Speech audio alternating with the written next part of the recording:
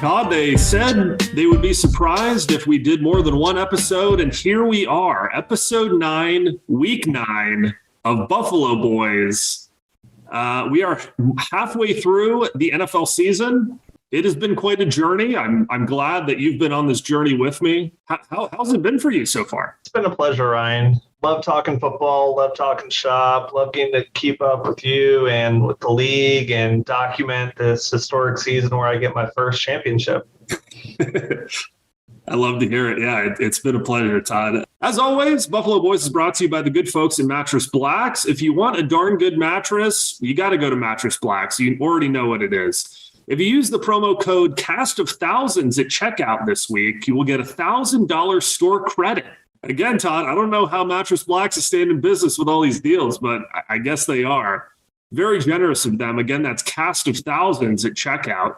And as always, Mattress Blacks, you can get a king-size mattress that's good for your back. I got a king-size mattress that's good for your back. We're also brought to you by our friends at Boards Golf Emporium. The founder of Boards Golf Emporium was actually our owner orientation guest this week, AJ. Very happy to have him. And during the conversation that we had with him, he said, please, for everyone who's calling the fire department on Boards Golf Emporium to please stop doing that. It is not a fire in the back of the store. He promises it has something to do with club fitting equipment. I'm not really sure how that works, but there is no fire in the back of Boards Golf Emporium, so please stop calling the emergency services. If you use the promo code Buffalo Boys at checkout this week, you will get 15% off your first order.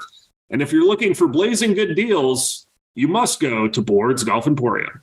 And before I begin, as always, what are you sipping on this week? This week, we're back to being a Hydro homie. I got my Green Bay Packers bottle of water here. I love it. I'm also a Hydro homie. I just got off work. It has been quite an afternoon, as I was telling you. Also in the process of becoming a homeowner. That is for another time. But yeah, I'm also drinking water this week. I guess we're both Hydro homies, Todd. So cheers to you. Likewise. Cheers, Ryan. And just like that, Buffalo Boys, episode 9 begins. As always, Todd, let's go with your quality control coach of the week. Who's your pick this week? You know, Ryan, this week, I gave it to no one. There weren't any quality control coaches this week. For the first time this season, no one started their optimal lineup, and there weren't really any close matchups or strong coaching weeks that pivoted on one decision. So does that mean that there were also no clown owners of the week? Oh, there's a clown. There's a big clown this week. The highest bench points of the season is our favorite clown, Jonathan Mims. He left a staggering 38.6 points on the bench. Now, Devontae Adams didn't do him any favors with 7 points on the week. And you can't bench Devontae, but he could have won if he'd started a combo of 2 different bench players instead of Devontae. Yeah, sorry, Mims. Everyone's got to be a clown every once in a while. Moving on, bold prediction recap, Todd. I should say though, Ryan, don't hurt me, Mims. You don't have to bomb anyone. You'll be a quality control coach again soon. You think he's going to be bombing a small village in Afghanistan because he's just so angry that he became clown owner? For the sake of humanity, I hope that's not true. Moving on, bold prediction recap. I predicted that the Commanders D would have 2 interceptions against the Colts. If you remember that, Todd, they ended up having 0 interceptions, but I ended up getting 8 points out of them. So can't be too mad about that. What was your bold prediction last week? My bold prediction was pretty much the only thing that went right for me last week, Ryan. Fantasy or predictions or real NFL football. It was a tough weekend. My bold prediction was that last week Derrick Henry would once again demolish the Texans. I said in his prior 3 games he had averaged 224 yards. So I would boldly predict he would once again top 200. And Ryan, he did it. He freaking got 219 yards on the ground. 219. Yeah, Todd, you're like Nostradamus. That was a great pick. And I think some of our fellow owners called you, congratulated you in the group me. So, yeah, very well deserved. All right, moving on. It is our trivia section, very popular segment. Todd, you've got some new trivia for us. And of course, we're joined by our owner orientation guest this week, AJ. Happy to have him. And I will let you take it away, Todd. Thanks, Ryan. The trivia this week, Ryan, is centered around a QB. This QB has only thrown 12% of his passes beyond 15 yards downfield. Why is that notable? Because that's good for 39th out of 40 QBs on the season. This QB has only thrown 12% of his passes beyond 15 yards downfield. Good for 39th out of 40th. Who is it? Ooh, I guess the top of the dome one, is it Justin Fields? Nope. Oh, is it Trevor Lawrence? Strike number 2. You got one more. Use it wisely. Oh man, The first name that comes to me is Russell Wilson. Nope. Huh. Okay. All right, go ahead, AJ. You guys want a Yeah. hint? Yeah, the hint would be great. This QB has a winning record. What's the Packers record this year? Not winning. Okay, neither is Tampa Bay. One more hint. This QB is in the NFC. Oh, it's Matthew Stafford. Damn. It's in the NFC. Is it Tom Brady? It is not. Winning record. Oh yeah, well, that one. But you can have one more, AJ. You can have one more. Oh, thanks. Yeah, we make up Winning. the rules. It's like, whose line is it anyway? Winning record. Who's that? Is it Daniel Jones? It is not Daniel Jones. That's And a I good got- guess. At this point, whatever the answer is, I will be very surprised. Any last guesses? Yep. Give me just one. Ryan, you've gotten most of the trivia, so I have faith in you. There can't be that many more winning quarterbacks. I know. Fortunately, I haven't sent you my show notes yet, so you can't peep there.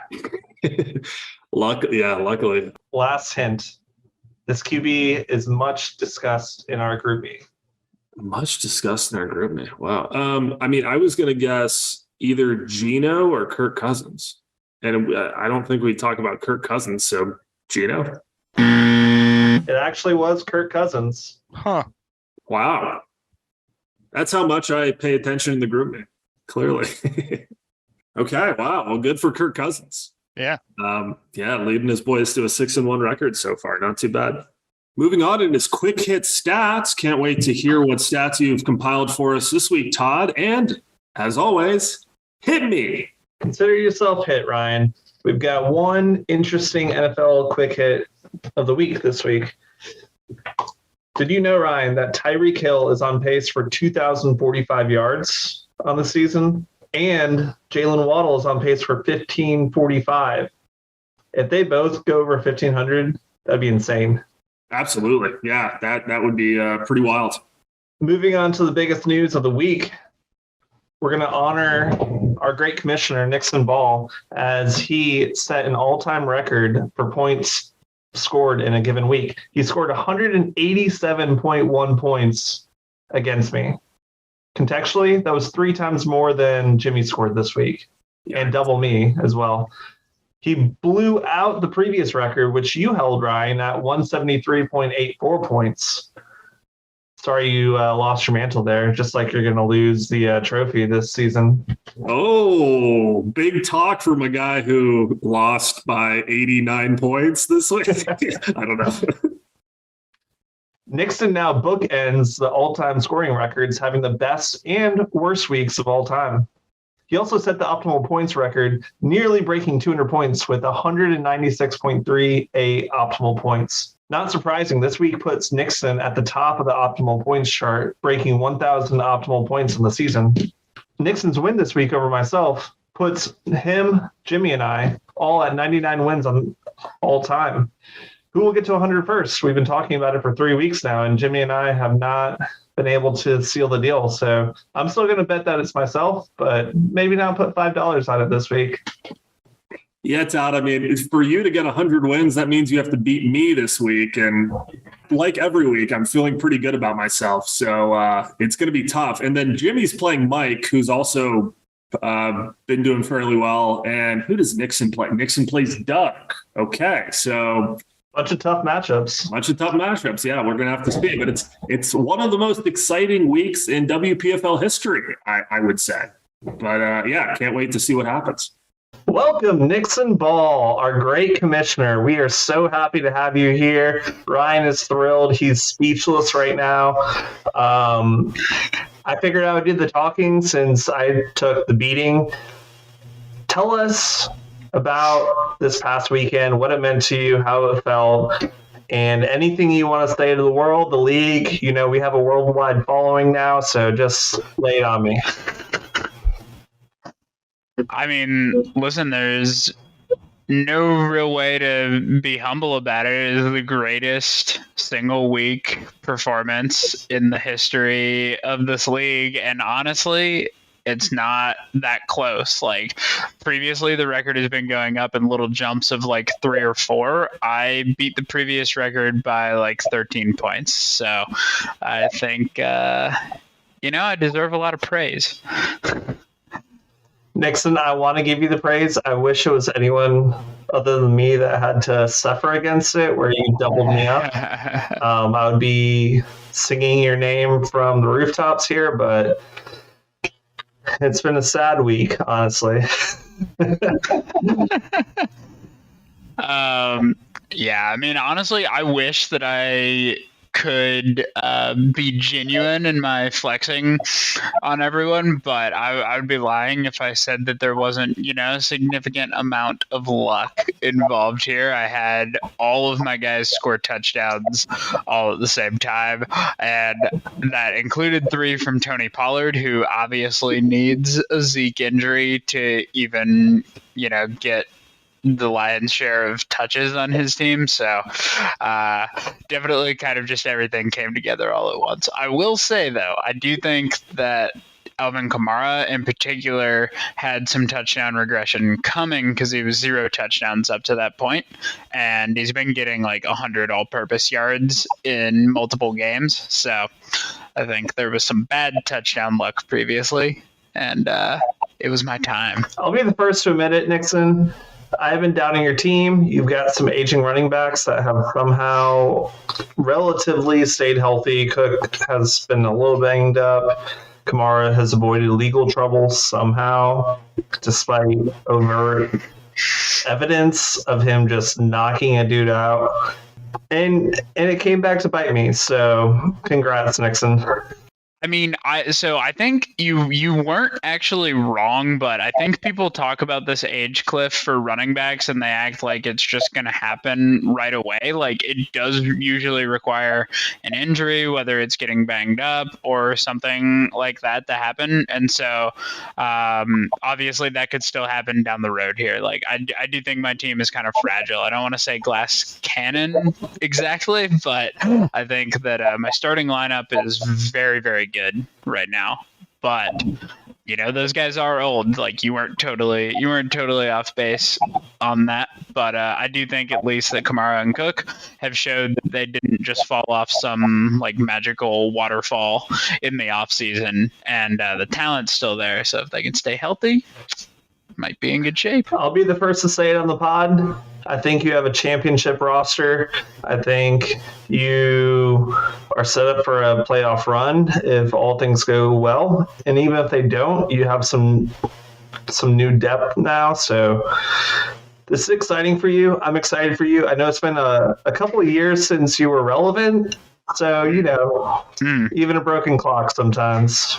I do wish that I do wish that I had maybe had some better luck, whether it's with that touchdown, the touchdown counts for my guys, or even, just losing on like a 1%er to Forest that one week.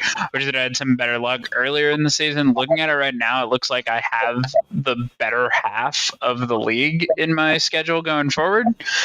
So I'm probably going to need some of these, spectacular, 130, 140 point performances to win out, and I don't think I have to win out, but I definitely didn't leave myself much cushion with 4 losses early in the season. So we'll see. We'll see. I like the team, but I don't know that I quite share your confidence about a ride to the playoffs. But it's definitely on the table. This season, the theme has been parity in our league. Even though we have 3 teams with only 2 losses, the points for has been remarkably concentrated, and it's really anyone's game still. So I hope you didn't blow your load just to beat me and show me up, and I wish you the best, Nixon. Thanks. Yeah, I jumped all the way to second in points for just with this single week, which is partly because of that parity you're talking about, and partly just another way to toot my own horn about how crazy of a week this was. Yeah, I want to get one more thing on the record here, and I really hope that this makes it into the podcast. I just want everyone to know that I was actively sought out for this segment. I did not reach out to the Buffalo Boys and say, "Hey, let me come on and flex." They wanted me to come and flex on them on the podcast. So all you guys that are still waiting for your first appearance, I've got 2. So call me a masochist, Nixon, but I did ask for you to be here and experience this. So thanks for your time. I know it's been a tough week, so I really appreciate you. Thankfully, you're here. All right. Appreciate it. Good talking to you. Likewise. Good talking to you too, Ryan. Thanks. Like I alluded to, Jimmy was eliminated from the survival pool this week with a measly 60-some points scored. Doug recaptures the lead in the luckiest record department this week, now back up to 1.45 more wins than expected. Dave and Mike S. take over for most unlucky, having 0.93 less wins than expected. And Doug also still holds the lead on most bench points with 148.6 bench points on the season, which would be 18.5 points per game if he had just started his optimal lineups. And that's it for quick hits this week, Ryan. Awesome job as always, Todd. Thank you so much for that. Moving on, another big segment. We had a lot of moves in the NFL, and then we had some good moves in the WPFL. It is transaction review. Where are you going to start this week, Todd? We're going to start with the waiver wire this week, Ryan. All things considered, I found it to be a bit of a boring waiver wire week. There was a lot of dollars spent and wasted on players who no one else bid on. Hoyle bid 43 on Huntley, despite Cordarrelle Patterson coming back imminently. The next highest bid on him was 18. Ryan, you blew $40 on Drake, who no one else bid on, and I wasted 27 on Hollins, with no one else bidding on him either. The closest competition was Nixon bidding $6 on the Bengals defense compared to Hoyle's 3. There was a lot of waiver pickups, but nothing of intrigue this week, Ryan. Very good. I don't feel great about spending $40 on Drake, but I really wanted him at the time. I'm not so sure if I'll be starting him, but I guess we'll see. Adler traded Hoyle, Latavius Murray for Darren Waller. While Waller certainly wasn't doing anything to help Hoyle win, and he had been banged up, he's probably going to be a huge boost later in the season for Adler. Not sure Latavius was worth it for Hoyle, but he did get a win last week. Our next trade was a blockbuster between Nixon and Neal. Nixon sent Darrell Henderson, Chris Olave, Miles Sanders, Gerald Everett to Neal for CeeDee Lamb, Kadarius Toney, and Mark Andrews. To recap, that was Henderson, Olave, Sanders, and Everett for CeeDee, Toney, and Mark Andrews. A lot of big names there. A couple players positionally number 1. So much is happening here, but the biggest takeaway is Nixon has a championship roster now. And Neal added more starting caliber players. So it seems like a win-win all around, but sad for Neal that he doesn't have either elite tight end he started with on the season. Yeah, I really thought he was going to go far into the playoffs with both Kelsey and Andrews, and now no more. So good luck to Neal. I'm interested to see how he ends up in the rest of the season. Our last trade was David Adler again. He was back at it with Doug. Doug has really stepped up his trading game in the past 2 seasons. Adler sent Dallas Goedert, or for Jimmy Simpson, Dallas Goedert. Goedert is just so much more fun to say, though. Yes, I saw your message, Jimmy. And yes, I don't care what you have to think. Adler sent Goedert to Doug for Raheem Mostert. Now, I doubt Mostert remains healthy the rest of the season. So if he does, it's going to be a great trade for Adler, but I just don't see it happening. However, the Miami Dolphins have the most favorable running back schedule the rest of the season, so it could be a big win. But I just don't see Mostert staying healthy, and they just got the 49ers running back, Jeff Wilson, I think. So there might be more competition for Mostert after shipping out Chase Edmonds. So my gut says that Doug won here. Okay, very good. Congratulations, Doug. We'll see how it plays out. And thanks for that wrap up there, Todd. Moving on to this matchup rundown review. Todd, for the third week in a row, I went 4-3, my all-time record. And when I say all-time, I mean for the season. It is 33-23 for these predictions. How did you do last week? I really fell apart, just like the Packers and just like my fantasy team this past week. Terrible week all around. I finished at 1-6, and that puts me at 30-26 on the season. I've really blown a solid lead, but hoping to right the ship here this week.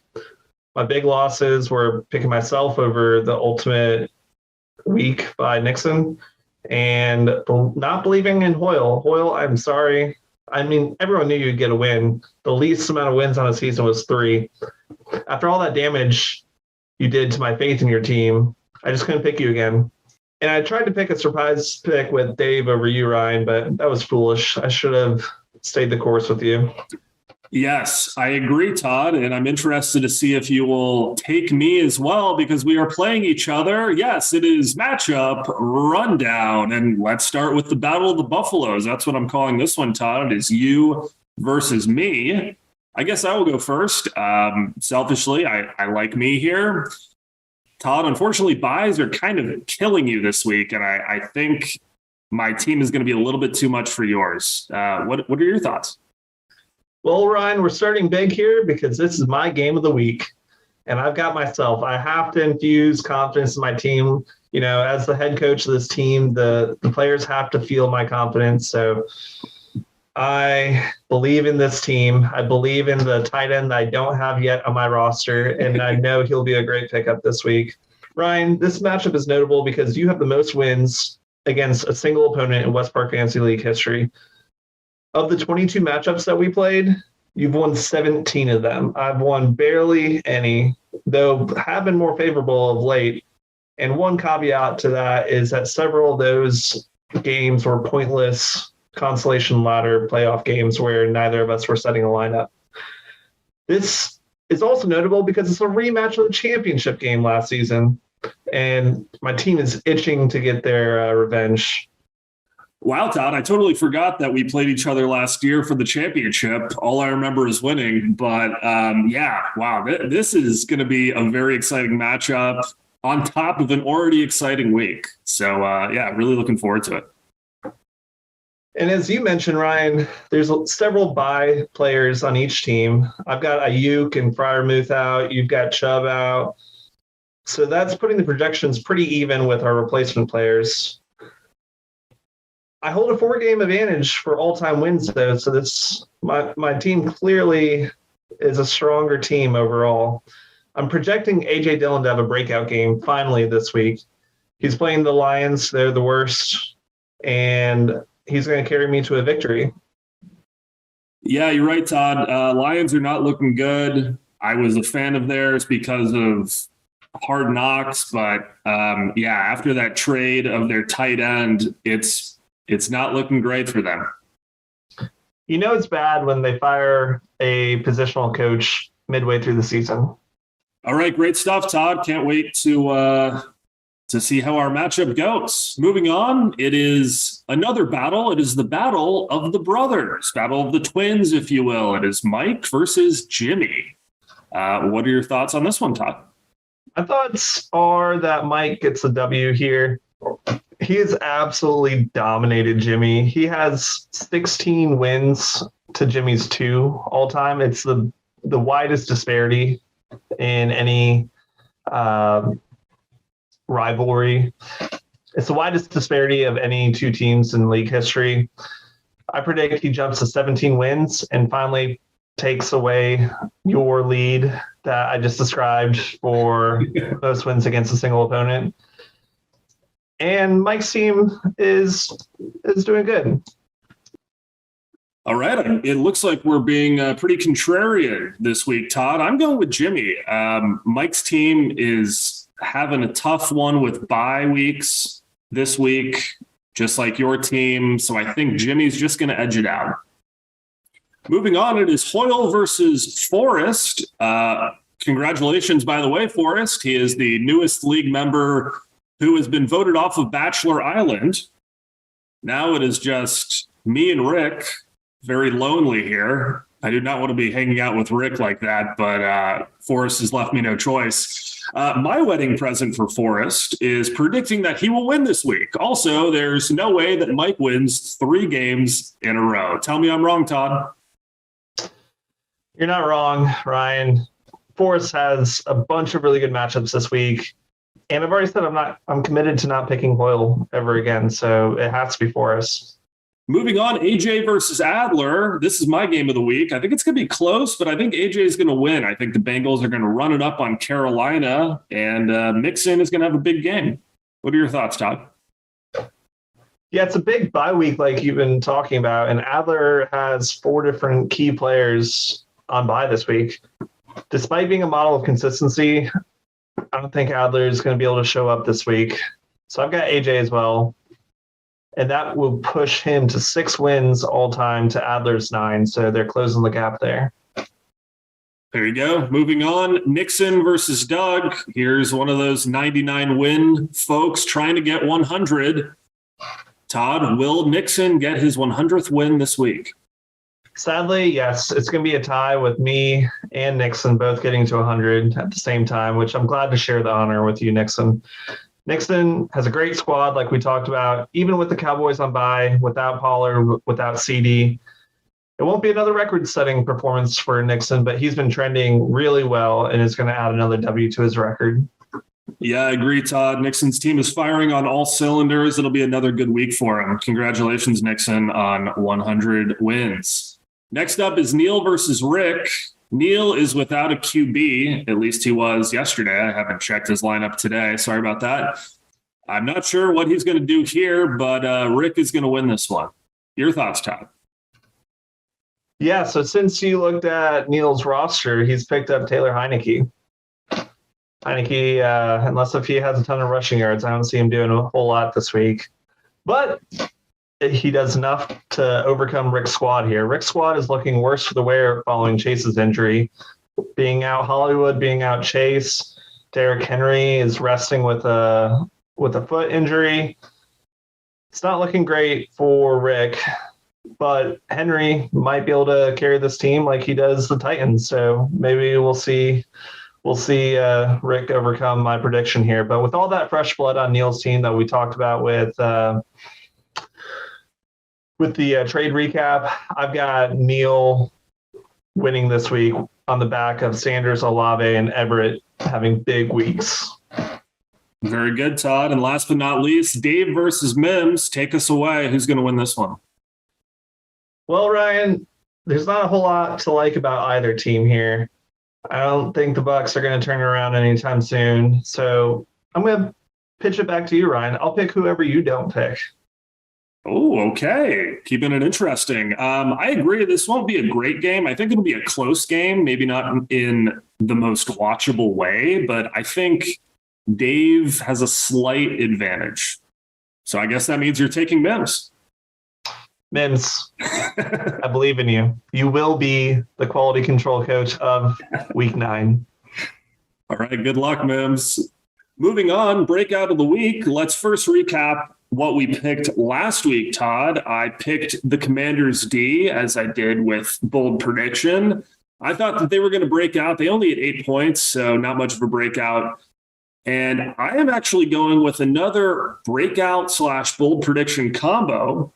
I think that both George Pickens and Chase Claypool will go off. As everyone knows, Chase got traded this week.